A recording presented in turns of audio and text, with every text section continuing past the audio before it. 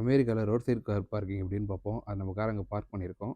இப்போ இங்க வந்து பேன்னு சொல்லிட்டு ஒரு மிஷின் ஒண்ணு வச்சிருப்பாங்க. அது இன்ஸ்ட்ரக்ஷன்ஸ ஃபாலோ பண்ணாலே போதும். தெரியாதவங்க கூட தெரிஞ்சுப்பாங்க. பிரஸ் டூ ஸ்டார்ட் இருந்து அத பிரஸ் பண்ணதுக்கப்புறம் ஸ்க்ரீன் வரும். அதில கேட்குது.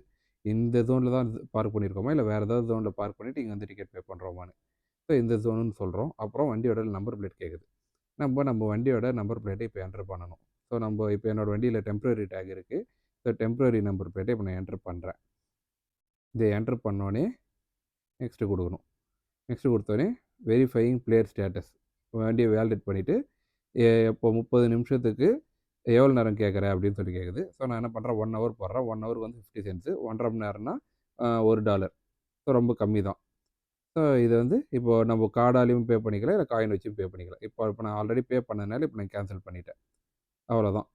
இது இல்லன்னா வந்து $30 ஃபைன் போடுவாங்க மினிமம். வீடியோ புடிச்சிருந்தா சப்ஸ்கிரைப் பண்ணுங்க. Thank you.